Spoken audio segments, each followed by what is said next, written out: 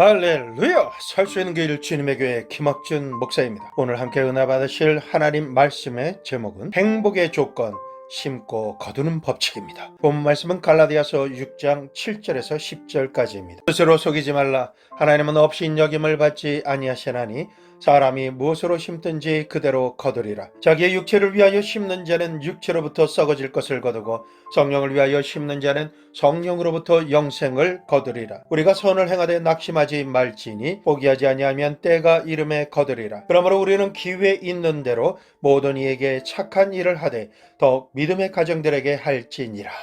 모든 사람은 자신이 행복해지길 원합니다. 그러나 너무 많은 사람이 슬픔과 낙심, 후회가 가득한 불행한 삶을 살고 있다고 생각합니다. 오늘 나눌 말씀의 내용이 불행한 사람이 행복해질 수 있는 법칙과 행복의 조건입니다. 행복하기 위해서는 결단이 필요합니다. 어떤 결단일까요? 행복을 선택하는 결단입니다. 행복하려면 행복을 선택하기로 작정하는 마음의 결단이 절대적으로 필요합니다. 인간은 행복해지기를 원하는 만큼만 행복해질 수 있기 때문입니다. 행복의 조건 첫 번째입니다. 하나님을 영화롭게 하기 위해 살라. 부족함이 없을 것 같은 환경에 살면서도 자기는 비참해서 살고 싶은 생각이 없다, 죽어버리고 싶다라고 하는 말을 하며 불행할 수밖에 없는 이유만을 찾아서 합리화하며 말하고 그것을 받아들입니다. 왜 그럴까요? 그 이유는 세상이 주는 공허함 때문입니다.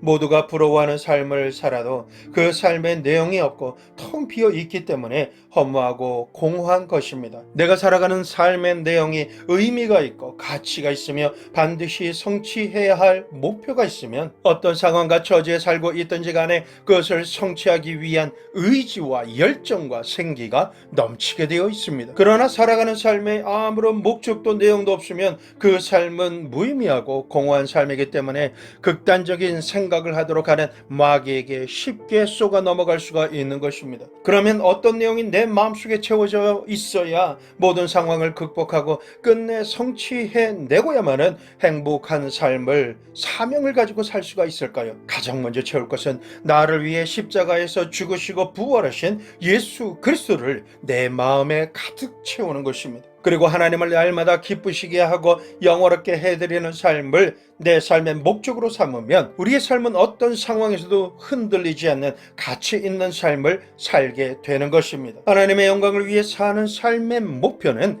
잠깐 일시적으로 있다가 사라지고 아무런 의미가 없어질 세상에 속한 것이 아닙니다. 하나님의 말씀대로 순종하며 사는 삶은 다윗이 골리앗을 향해 하나님의 영광과 이름을 위해 두려움 없이 전진에 달려나가듯이 우리도 천국에서 만나뵐 때까지 하나님의 이름과 영광을 위해 우리의 현재의 삶을 살아가게 되는 것입니다. 아무리 잘 먹고 마시며 잘 입고 좋은 집에 살아도 마음이 공허하면 사람은 자기도 모르는 허기를 느끼게 됩니다.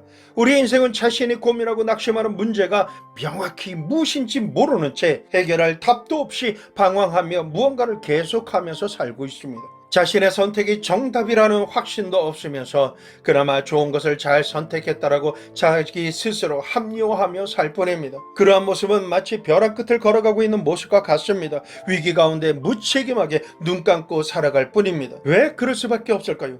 자신이 누구며 어떤 분을 닮았고 어떤 사명을 가지고 살아가야 하는지 자신의 정체성을 전혀 모르기 때문입니다. 우리는 하나님의 형상을 닮았고 하나님께 예배와 찬양을 드리기 위해서 창조되었으며 하나님의 말씀과 뜻을 행함으로 영광 돌리기 위한 사명을 가지고 태어났고 하나님과 영원히 살 사람들입니다. 그러나 현실은 주님의 뜻대로 살지 못하고 갈 바와 행할 바를 알지 못하는 이유가 있습니다. 조상인 아담과 하와의 불순종의 죄로 인해 후손인 우리도 저주와 고난의 삶을 살며 방황하는 삶을 살게 된 것이기 때문입니다. 근본적으로 우리의 문제를 해결해 주기 위해서는 우리가 감당할 수 없는 죄와 저주와 허물을 대신 감당해 주실 분이 반드시 계셔야 했습니다. 우리의 죄를 대속하실 예수님께서 하나님으로부터 오셨고 저주의 십자가에 죽으셨으며 우리를 살리기 위한 대가를 다 이뤘다 하시고 부활하셨습니다. 이제 우리는 예수님을 믿기만 하면 되는 것입니다. 예수님이 우리의 인생의 허기증과 공허함을 벼랑 끝을 살아가는 위기의 삶 가운데서도 우리가 쉼을 얻고 행복을 누리며 살 수 있게 하시는 분이십니다. 십자가 보혈의 공로와 부활을 마음에 가득 채우기만 하면 마음의 소원을 쥐고 말고 행하게 하시는 하나님께서 소원을 이룰 수 있는 지식과 지혜와 능력을 부어주심으로 말미암아 범사에 두려움 없이 담대하게 행할 수 있게 되는 것입니다. 우리가 성령의 임재를 사모하며 기도하면 이전에는 항상 뒤로 물러나서 나는 할 수 없다라고 말을 하며 입에 달고 살던 사람의 마음이 변화돼서 할 수 있다, 하면 된다, 해보자 라고 하는 믿음의 말을 선포하며 전진하고 성취하는 믿음의 사람이 될 수 있도록 우리의 DNA를 완전히 바꿔주시는 것입니다. 이처럼 우리가 성령 충만하면 긍정적이고 적극적이며 도전적인 사람이 되어서 꿈을 이루고 목표를 성취하게 됩니다. 그리고 이 모든 일은 하나님이 하셨습니다 라고 고백하며 하나님께 영광 돌리는 사람이 되는 것입니다. 우리는 내 힘과 내 뜻과 노력으로 성취하는 삶을 살 것이 아니라 하나님과 동행하며 성령께서 능력을 부어주심으로 사람으로서는 할 수 없지만 하나님께서는 능히 하실 수 있는 일을 행함으로 인해 하나님께 영광 돌리며 영원하게 해드리기 위해서 우리가 존재하는 것입니다. 그러므로 내가 사는 모든 삶이 나만을 위해서 사는 삶이라면 하나님께서 나를 위해 동행하시고 능력 주시면 내 소원을 성취케 하기 위해서 내 기도를 들어주시고 응답하셔야 할 이유가 전혀 없으신 것입니다. 그러나 내가 살아가는 모든 삶이 하나님을 영원하게 해드리기 위한 삶이라면 전능하신 하나님께서 나와 동행하셔서 나의 안고 일어섬에 관여하시고 행하는 모든 일에 능력 주시고 공급하심으로 성취케 하실 이유가 충분하게 되는 것입니다. 이렇게 하나님과 동행할 수 있는 자격과 권세가 어떻게 우리에게 주어졌을까요? 바로 예수 그리스도를 믿음으로 말미암아 주어진 자격과 권세인 것입니다. 잠깐 있다가 사라질 아침 안개와 같은 우리의 인생이 하나님을 섬기며 살고 궁극적으로는 하나님의 나라 천국으로 입성하는 삶의 목표를 가지고 이 땅에 살게 된 것입니다. 이러한 소망을 가지고 살게 되면 예측할 수 없는 고난과 환난에 동남풍이 불고 서북풍이 불어오며 가시밭과 돌짝밭길 같은 고난의 길을 내가 간다 할지라도 변하지 않는 진리를 삶의 의미와 가치와 목적으로 삼고 살아가고 있기 때문에 모든 순간순간이 하나님을 사랑하는 동기에서 시작된 것이기에 하나님께서 축복하시는 행복한 인생을 살 수 있게 되는 것입니다. 이처럼 첫 번째 행복의 조건으로 하나님을 영원하게 해드리기 위해 우리가 살아야 한다는 것입니다. 행복의 조건 두 번째입니다. 매일 정한 시간에 성경 연구와 기도를 드리십시오. 사람은 밥만 먹고 살 수 있지 않습니다. 영혼과 마음이 굶주림과 허기증으로 인해 세상적으로는 아무런 부족함이 없어도 감사할 줄 모르며 항상 불평, 불만으로 가득한 삶을 살아갑니다. 세상 정욕으로 인한 끝없는 탐심은 한계와 만족을 모르기 때문에 음식, 옷, 집, 자동차, 은행의 많은 잔고로도 채울 수 없는 허기와 목마름을 갖게 됩니다. 도대체 왜, 무엇 때문에 끝도 없는 목마름을 느끼는지 그 문제만 알아도 답을 찾기가 쉬울 것입니다. 이유는 사람이 짐승처럼 육신만 있는 것이 아니라 영적인 존재이기 때문에 육신을 위한 음식 외에도 영혼과 마음을 채울 양식을 먹어야만 하기 때문입니다. 영혼이 굶주리게 되면 육신은 눈앞에 있는 현실에만 집착해서 살게 됩니다. 그렇게 되면 꿈도 소망도 목표도 없어진 상태로 모든 날을 다람쥐 쳇바퀴 돌듯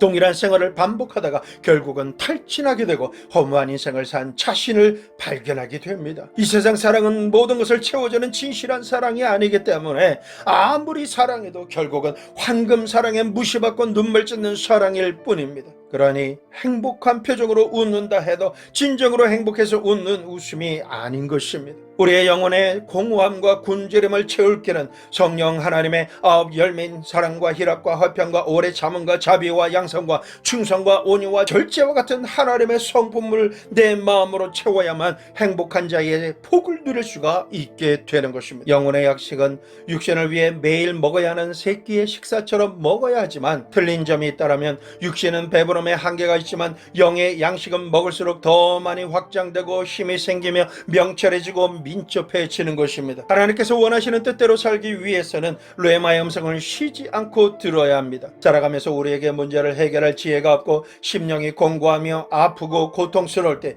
어디로 가야 할 방향을 잃어버렸을 때, 긴급한 상황으로 인해서 문제들이 첩첩히 쌓여 어찌할 바를 몰라 심령이 놀릴 때, 그때가 바로 내 영혼과 마음이 허기지며 배가 고플 때인 것입니다. 이때가 바로 힘주시고 능력 주시는 하나님의 말씀을 먹고 채우고 소화시켜서 힘을 얻을 때인 것입니다. 우리가 하나님의 말씀으로 날마다 충만하게 되면 영적인 근육이 힘을 얻고 점점 커지기 때문에 어떤 시험과 환란이 와도 넉넉하게 이길 수 있도록 강력해질 수 있습니다. 영적 근육이 강해지기 위해서는 힘을 주시는 약속의 말씀을 익숙하게 적용하도록 암기해야 합니다. 말씀으로 선포하는 기도를 드려야 합니다. 여기에 분별해야 할 포인트가 있습니다. 내가 믿고 기도하며 행한다라고는 하지만 그 배경이 내 의지일 때가 많다라는 것입니다. 로마서 10장 17절 그러므로 믿음은 들음에서 나며 들음은 그리스도의 말씀으로 말미암아 느니라. 하나님의 응답과 기적의 역사는 그리스도의 말씀에 근거한 믿음일 때만 일어나는 것입니다. 이렇게 응답을 받는 공식을 아는 성도님은 항상 말씀을 읽고 듣고 깊이 연구하며 자신과 상관 있는 약속의 말씀을 믿음으로 취하며 레마의 음성으로 듣고 영적인 근육을 만드는 사람입니다. 이와 같이 행복의 조건 중에 가장 중요한 핵심은 하나님의 말씀을 읽고 듣고 믿는 것입니다. 그리고 성막 성소의 떡상 앞에 빛을 비추는 촛대가 있는 것처럼 말씀을 듣는 동시에 성령 하나님의 임재 안에서 기도를 드려야 하나님과 친밀한 교제를 말씀 가운데 나눌 수가 있게 되는 것입니다. 성령의 인도하신 가운데 드리는 기도가 없으면 성경 말씀은 수많은 책 중에 한 권일 뿐입니다. 그러나 성령 하나님과의 친밀한 교제인 기도를 드리게 되면 말씀을 깨닫게 되고 믿어지고 흔들림이 없게 되며 하나님의 뜻을 성취할 수 있게 됩니다. 성경 말씀이 나를 향한 하나님의 음성이 되면 시편 119편 105절에 주의 말씀은 내 발의 등이요 내 길의 빛이니이다. 하나님의 말씀은 나를 향하신 하나님의 뜻과 계획과 마침내 도착할 목적지로 인도해 주십니다. 내가 가는 길이 어두운 밤의 산길처럼 막막해서 어디로 가야 할지 모를 때 하나님의 말씀은 내 앞을 볼 수 있도록 비추는 자동차의 라이트와 고속도로에서 앞으로 어느 길로 달려가야 할지 그 길들의 모습들을 보여주는 안내 표지판과 가로등이 되어 주십니다. 우리의 인생은 자신도 모르는 것을 무언가를 이루기 위해 거기에 우선순위를 주면 안 되는 것입니다. 하나님의 뜻을 목적지로 정확하게 설정하고 달려갈 길 방향을 잡으며 속도를 주님과 동일하게 조절하는 것이 절대 필요합니다. 고속도로를 달리다 보면 내가 길을 잘 알고 달린다 하여도 동행인과 진지한 대화를 나누다 보면 속도를 줄이다가 게이트로 빠져나가십시오라고 하는 내비게이션의 음성을 듣지 못하고 지나치는 경우가 생깁니다. 그때는 빨리 달리고 멀리 간 만큼 돌아와야 하는 시간과 재정의 손실을 입게 됩니다. 운전할 때 매일 업그레이드되며 실시간으로 변하는 도로 상황을 듣고 반응해야 하는 운전수처럼 우리는 매일 매순간 성령 하나님의 말씀을 읽고 듣고 연구하며 기도로 레마의 음성을 듣고 순간순간 반응하며 살아가야 합니다. 이처럼 성령 하나님과 뜻과 속도와 방향을 세밀하게 일치시키며 동행해 나가야 행복한 복된 삶을 살 수 있게 되는 것입니다. 11월 첫 주부터 진행되는 단일 기도회를 통해 많은 사람들과 합심해서 기도 드리는 것과 함께 자기 개인의 기도 시간을 절대로 가져야만 합니다.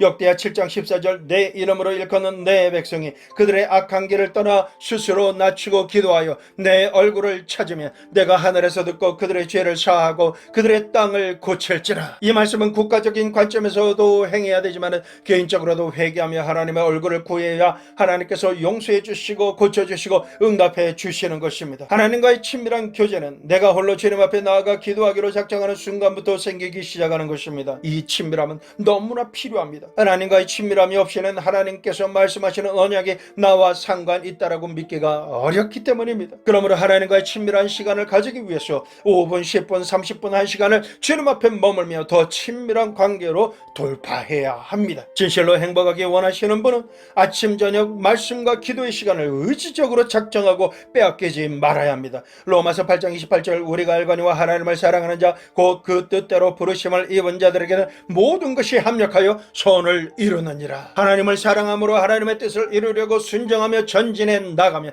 참으로 신기한 일이 일어납니다. 그것은 지난 시간 선택하며 행한 일들이 하나님의 뜻을 이루는데 전혀 상관없는 것이라고 생각했는데 하나님께서는 그 모든 것을 융합시키셔서 삶의 모든 것이 맞춰지는 퍼즐 조각들처럼 합력하여 선을 이룰 수 있게 만들어 주십니다. 이 세상을 사는 사람이라면 누구에게나 염려와 문제와 시험과 환란이 예상치 못한 순간에 다가옵니다. 우리가 이것을 이겨낼 수 없게 되면 고통을 받는 실패자가 되게 됩니다. 그러나 성령의 임재 가운데 항상 기도에 힘쓰면 성령 하나님께서 총명의 영으로 충만케 하셔서 문제의 핵심을 간파할 수 있는 통찰력을 주십니다. 분별할 수 있는 분별의 영을 주시고 문제와 해답을 알 수 있도록 지식의 영을 부어주십니다. 그리고 문제를 어떻게 해결해 나갈지 지혜의 영을 부어주셔서 솔로몬 왕처럼 모든 문제를 가장 이상적인 방법으로 정확하게 해결할 수 있게 하시는 하나님이십니다. 이러한 과정을 통과했다면 우리의 삶을 통해 하나님께서 행하셨음을 간증할 수 있는 증인의 삶을 살 수 있게 되는 것입니다. 말씀에 의지하여 기도드리며 성령 하나님과 동행할 때 하나님께서는 대적을 물리쳐 주시고 승리를 주시며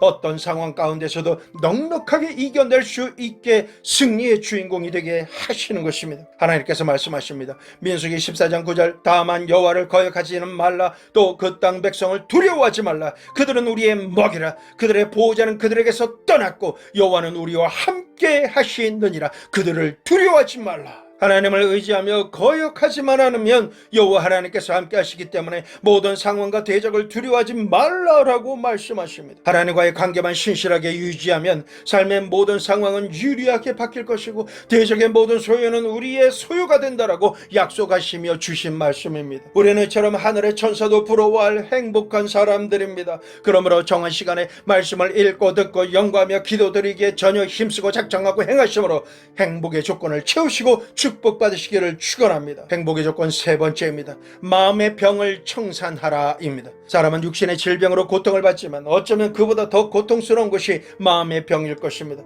이 병을 방치하게 되면 심령이 죽어버리게 됩니다. 마음의 병이란 무엇이며 그 원인이 무엇일까요? 마음의 병의 원인은 미움, 다툼, 시기, 질투, 울분과 같은 원한들입니다. 이것은 분노로 외부에 표출되며 마음, 심령뿐만 아니라 삶의 모든 것을 회파시키는 근거와 결단의 결과가 됩니다. 그래서 주님께서 말씀하십니다. 에베소서 4장 26절 27절 분을 내어도 죄를 짓지 말며 해가 지도록 분을 품지 말고 마귀에게 틈을 주지 말라. 우리가 하루를 살아가면서 만나는 상대에게 겉으로는 아닌 척하지만 마음속으로는 미움, 다툼, 시기질투, 원한을 가지고 살아가는 너무나 연약한 인생들입니다. 말씀대로 마음의 분을 풀지 않고 해가 지는 저녁이 되어 잠자리에 들어가게 되면 그때부터 마귀가 역사에서 마음과 생각에 파괴적인 악한 생각, 망상, 공상을 하게 합니다. 오래된 생각과 최근에 일어난 일들까지 한도 끝도 없이 들쑤셔서 괘씸한 생각과 마음으로 분통이 터지게 될 때까지 거짓으로 교육시키며 쇠뇌시킵니다. 그러면 숨쉬기가 힘들 정도로 마음이 아프게 되는데 이 마음을 생각하며 곱씹지 마십시오. 즉시로 일어나 하나님께 자신의 연약함을 말씀드리고 그 어떤 상황이든 주님께 고하고 내가 그 상황과 사람을 용서함으로 분을 낼 권리를 하나님께 드려야 하는 것입니다. 분한 마음에 극단적으로 사고치게 만드는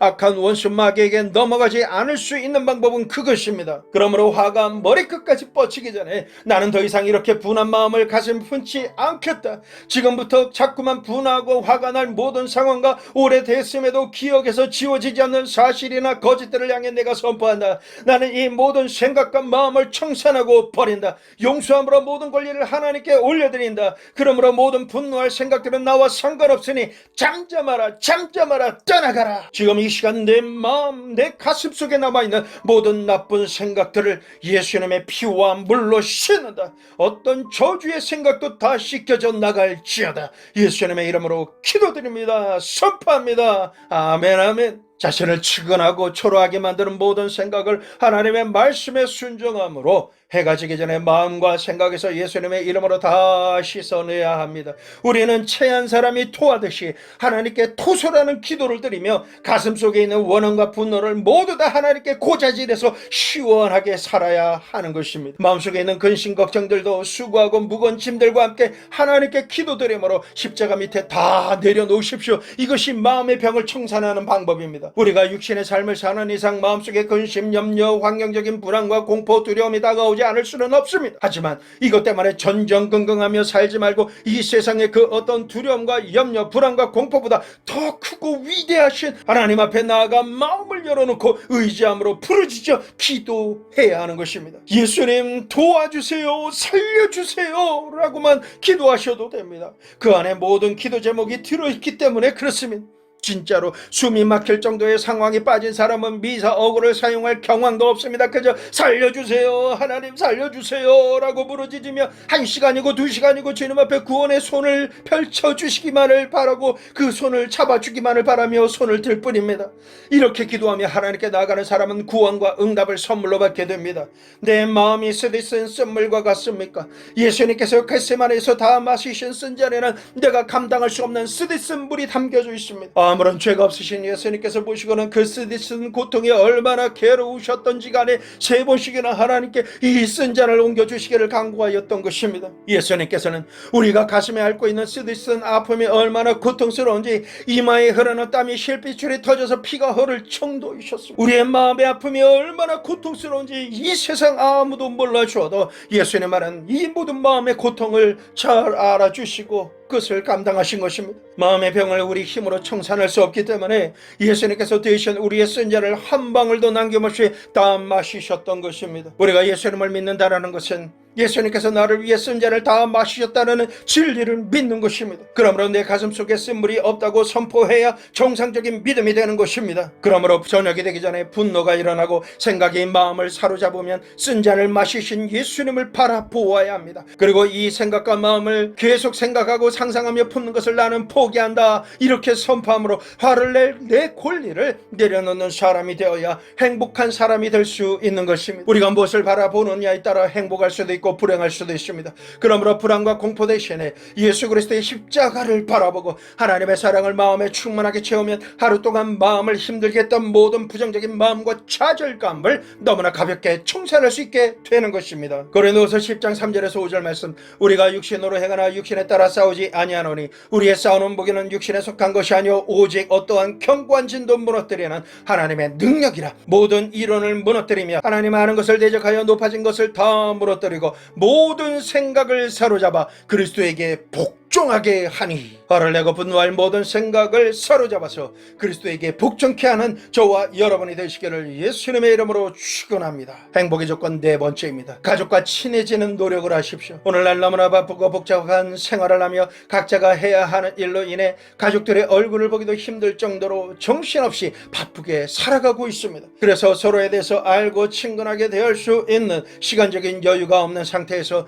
많은 사람들이 살고 있는 것입니다. 오랜만에 가족 간의 시간을 가지며 식사를 하게 되어도 서로 할 말이 없기 때문에 각자 자기 핸드폰만을 보며 전화하면서 식사가 끝나기만을 지키고 앉아 있다가 시간이 조금만 지나면 각자 자기 원하는 것으로 헤어져 버립니다. 이렇게 말문이 막히는 상황이 가정의 가장 큰 불행인 것입니다. 우리가 애쓰고 힘써서 일하고 돈을 버는 이유가 결국은 가족과 함께 행복하게 살기 위함인데 지금은 각자가 전혀 관심 없는 세대가 되어 살고 있는 것입니다. 그렇기 때문에 행복하기 위해서는 부부와 부모, 자식 간의 대화의 창구를 열어놓고 잠깐이라도 시간이 생기면 가족들과 친해지는 훈련을 해야 합니다. 마음속에 있는 깊은 내용이나 간단한 유머라도 서로 주고받는 대화를 통해서 따뜻한 사랑을 나눌 수 있는 보금자리가 있어야 가족 간에 행복할 여지가 생기는 것입니다. 상처 입었을 때 받아주고 위로하며 오해받았을 때 이해해주고 고난당할 때 따뜻하게 품어줄 수 있는 것은 가정과 가족밖에 없습니다. 그렇기 때문에 가족을 위한 따뜻한 사랑의 관계와 공간을 유지 보존하지 않으면 치료받을 수 있는 처소가 없게 되는 것입니다. 즐거움도 동일합니다. 기쁜 일을 가족과 함께 즐거워하면 진짜로 즐거운 것이 되지만 가족과 함께 즐거워할 수 없으면 금세 사라질 즐거움이 될 수밖에 없는 것입니다. 분위기 있는 것은 아내가 생각나고 맛있는 것은 아이들이 생각납니다. 부모님이 좋아하시는 음식을 보면 야 이거 우리 아버지가 좋아하시는 음식이다, 우리 어머니가 즐거워하시는 음식인데 하면서 모시고 와서 내가 대접해드려야겠다 이런 생각이 항상 난다는 것은 행복의 축복을 받은 가족이라는 증거입니다. 행복의 조건 5번째입니다. 친밀한 영적 교제를 가지십시오. 세상에는 가장 무서운 병이 고독입니다. 사람은 사회적인 존재이기 때문에 서로 친밀한 교제를 하며 살아가야 합니다. 내성적이어서 다른 사람들과 사교적이지 못하거나 외형적이라서 많은 사람들과 교제를 잘한다 해도 사람 사람은 영적인 존재이기 때문에 영과 영이 서로 통하지 않으면 심지어 가족이라 할지라도 그 영적인 고독함은 이루 말할 수가 없는 것입니다. 영신 하나님께 더 친밀함으로 나아갈 수 있도록 서로 의지가 되고 격려가 되며 도전이 되는 믿음의 선배, 동료, 후배가 있다는 것은 너무나 큰 선물이 되는 것입니다. 전도서 4장 12절 한 사람이면 패하겠거니와 두 사람이면 맞설 수 있나니 세 겹줄은 쉽게 끊어지지 아니하느니라. 사람이 혼자 살아가려면 패배할 수 있는 많은 위기와 어려움이 따릅니다. 사람은 누군가와 대화함으로 말미암아 내가 좋은 사람인지 나쁜 사람인지 행복한 사람인지 불행한 사람인지 의로운 사람인지 불의한 사람인지 이러한 영적인 대화 교제를 통해서 잘 알 수 있게 되는 것입니다. 우리의 믿음이 성장하려면 자신이 부족하고 모자라는 영역을 신실한 믿음의 지체와 교제를 통해 서로가 보완해 줄 수 있어야 하고 서로가 기적과 축복의 주인공이 되도록 믿음의 열정을 불어 넣어줄 수 있는 중보자가 되어야 합니다. 그러한 친밀한 교제를 통해서 나는 혼자가 아니야 라는 소속감을 가지게 되고 영적으로나 생활적으로 슬픔과 기쁨을 함께 중보하며 나누는 삼겹줄의 축복을 누리게 되는 것입니다. 행복의 조건 6번째, 좋은 취미 생활을 하십시오. 사람이 반드시 돈을 벌기 위한 목적만을 가지고 안간힘을 쓰며 살면 늘 긴장이 쌓이고 쌓여서 얼마 있지 않아서 긴장감이 풍선처럼 터지는 날에는 걷잡을 수 없는 심적 육체적 파멸을 가져오게 되는 것입니다. 오히려 힘을 가지면 내가 좋아하는 취미 생활을 할 때 그곳에서 아이디어가 나오고 시행착오를 줄일 수가 있게 됩니다. 지금 시대는 취미가 돈을 벌 수 있는 시대입니다. 즐겁게 일하기 때문에 피곤해도 피곤한 줄 모르고 행복하게 살아갈 수가 있게 되는 것입니다. 하나님께서는 우리에게 6일 동안 부지런히 일하며 7일째 안식일에는 하나님만을 섬기며 모든 일로부터 쉼을 가지라고 말씀하셨습니다. 영적인 안식과 함께 육신과 세상 일에 대해서 쉼을 가짐으로 인하여 하나님께서 주시는 은혜와 성령께서 주시는 새 힘을 공급받고 6일 동안 일하던 패턴에서 벗어나 자신이 마음껏 하고 싶은 육신적으로나 감성적으로 재충전할 수 있는 취미 생활을 통해서 다시 시작하는 한 주를 새롭게 시작할 수 있게 되는 것입니다.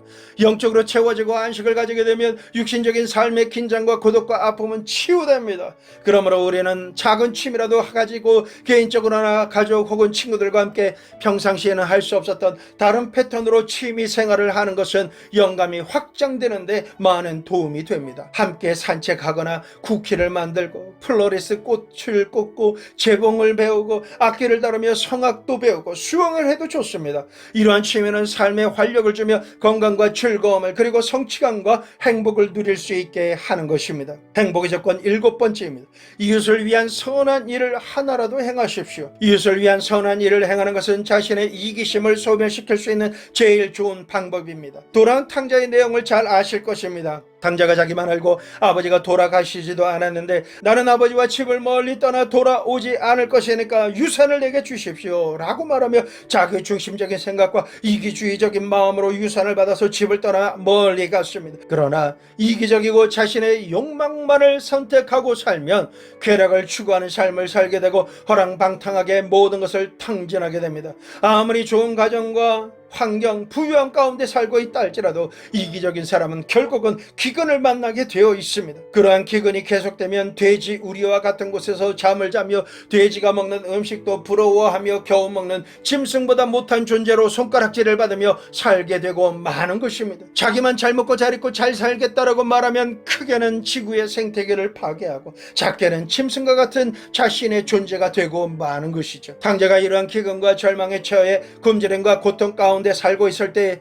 아버지의 집을 생각합니다. 이제는 아버지 집으로 돌아가리라. 하마르티아, 아버지의 뜻에서 벗어나게 살았던 자신의 길을 후회하며 돌이켜 회개하며 아버지 집으로 돌아갑니다. 그러니 이렇게 고백하며 회개합니다. 내가 하나님과 아버지께 죄를 지었으므로 아버지의 아들이라 일컬음을 받지 못하게 했습니다. 종의 한 사람으로라도 받아주십시오. 자기중심적인 이기주의로 사는 부모와 남편, 아내, 자녀로 산다라면 그 사람은 한 가정을 무너뜨리고 흩어버리며 불행하게 만드는 자가 되는 것입니다. 이러한 불행을 해결하려면 회개해야 합니다. 이기적이고 자기중심적인 삶으로 불행했던 것을 원래대로 돌이키면 행복한 삶이 되는 것입니다. 가족에게만이 아니라 이웃이나 다른 사람을 위해 선하고 좋은 일을 한 가지씩이라도 실행하며 살자는 계획을 세우십시오. 그리고 실천하는 것이 필요합니다. 사람이 남을 도와주면 자신의 기쁨만 생기는 것이 아니라 자신의 가치를 스스로 느끼게 되기 때문에 행복해질 수 있는 것입니다. 마태복음 16장 16장 26절 사람이 만일 온 천하를 얻고도 제 목숨을 잃으면 무엇이 유익하리요? 사람이 무엇을 주고 제 목숨과 바꾸겠느냐?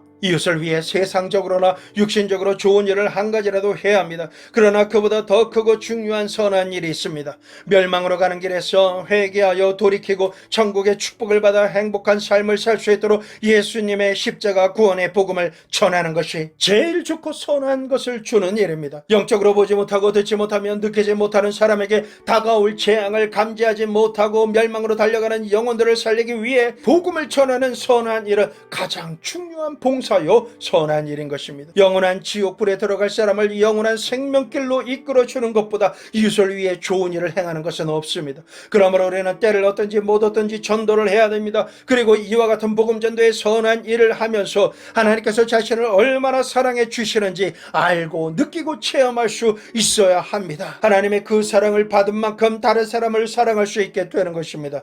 하나님의 은혜와 사랑으로 기쁘고 즐거워지면 너그러워집니다. 다른 사람의 행복을 위해 중보하며 도울 수 있는 넉넉한 사람이 됩니다. 행복은 우연히 다가오지 않습니다. 적극적이고 능동적으로 행복의 씨앗을 심어야 행복을 거둘 수 있는 것입니다. 갈라디아서 6장 7절 스스로 속이지 말라. 하나님은 업신여김을 받지 아니하시나니 사람이 무엇으로 심든지 그대로 거두리라. 심고 거두는 법칙을 항상 적용하며 우리가 살아야 합니다. 육신으로 심으면 썩어질 것을 거두고 성령으로 심으면 영생을 거두는 것입니다. 말씀을 정리합니다. 오늘 말씀드린 행복의 조건 7가지를 심으시면 심고 거두는 법칙에 의해서 30배, 60배, 100배로 행복을 수확하게 될 것입니다. 행복하기로 선택하시고 결정하십시오. 아주 작은 것에도 행복할 수가 있게 됩니다. 하나님께서 주시는 단 한 번의 삶의 기회를 행복하기로 선택하며 가득 채우고 살아가실 수 있도록 보혜사 성령 하나님을 환영하고 초청하고 모셔드리고 의지하시면 성령 하나님께서 세상 끝날까지 여러분을 도와주십니다. 그러면 여러분의 삶은 하나님 보시기에 좋았더라 하시는 행복한 삶, 축복의 통로가 되는 삶이 되어질 것입니다. 이러한 삶의 주인공이 되기를 예수 그리스도의 이름으로 축원합니다.